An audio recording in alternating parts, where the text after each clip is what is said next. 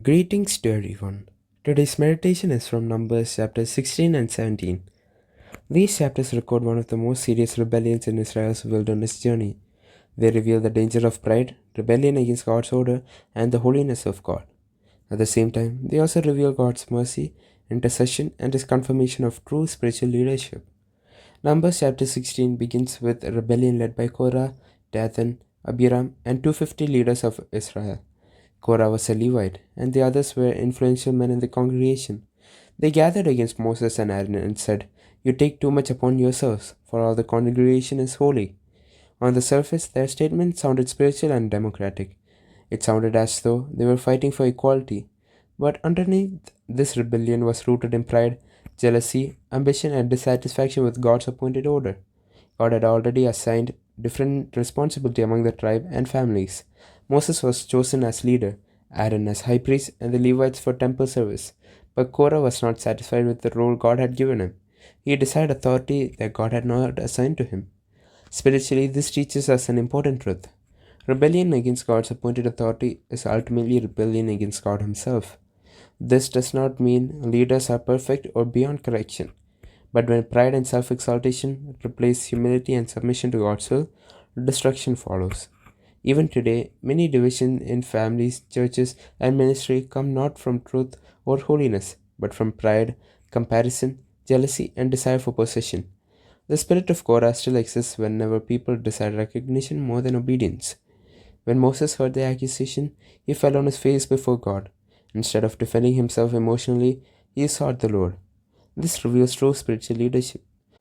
Genuine leaders do not fight for positions because they know calling comes from God. Moses proposed a test. Korah and his followers were asked to bring censers with incense before the Lord. The issue was not merely leadership, it was holiness and divine appointment. Then God's judgment came dramatically. The earth opened and swallowed Dathan, Abiram, and their household. Fire from the Lord consumed the 250 men offering unauthorized incense. This event reveals the seriousness of approaching God carelessly and dishonoring His holiness. In today's Christian context, many people want spiritual power without spiritual surrender. Some seek ministry titles without prayer, character, or obedience. But God is not impressed by outward appearance or popularity. He looks at the heart. The New Testament also warns believers against the way of Cain, the error of Balaam, and the rebellion of Korah. Prideful rebellion is dangerous because it hardens the heart against God. After these events, the congregation still complained against Moses and Aaron, accusing them of killing the people of the Lord. Again, God's anger rose, and a plague began spreading among the people. At this moment, we see one of the most beautiful spiritual pictures in the chapter. Moses instructed Aaron to take a censer with fire and incense and run into the midst of the congregation to make atonement for them. Aaron stood between the dead and the living, and the plague stopped. This is a powerful picture of intercession and also a foreshadowing of Jesus Christ. Humanity stands under the judgment of sin, but Jesus stands between life and death. Through his sacrifice and intercession, judgment is stopped for those who trust in him. Spiritually, believers today are also called to stand in prayer for others, for families, churches, communities, and nations. A praying believer can also become a bridge between destruction and mercy. In Numbers chapter 17, God commanded each tribe leader to place a rod before the Lord in the tabernacle. Aaron's rod represented the tribe of Levi. The next day, Aaron's rod had miraculously budded, blossomed, and produced almonds. A dead stick suddenly became alive and fruitful. This miracle was God's confirmation that Aaron was his chosen priest. Theologically, the budding rod carries deep meaning. Firstly, it shows that true ministry comes from divine calling, not human ambition.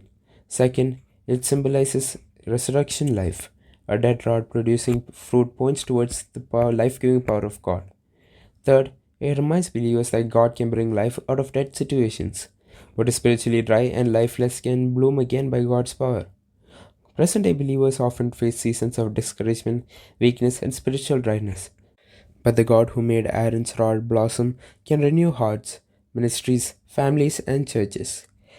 God is still able to produce fruit where there once seemed to be no hope.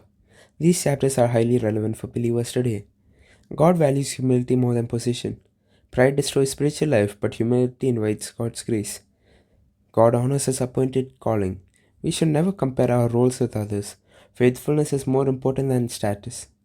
Intercession matters. Prayer can stop destruction from bringing healing. God can bring life from dead situations. Even when everything appears hopeless, God's resurrection power can restore and renew. Holiness matters. God is loving and merciful, but He is also holy. Worship and ministry must be approached with reverence. Numbers chapter 16 and 17 teaches us that rebellion leads to destruction, but humility and obedience leads to life. Korah decided position and lost everything. Aaron stood in intercession and became a channel of mercy. A dead rod blossomed because God's power rested upon it. May we not seek recognition without obedience. May we stand in prayer for others, and may our lives bear fruit through God's calling and grace. Am I serving God with humility, or am I secretly seeking recognition and position? Like Aaron, am I standing in prayer for others in a broken and hurting world? May God bless you all. Amen.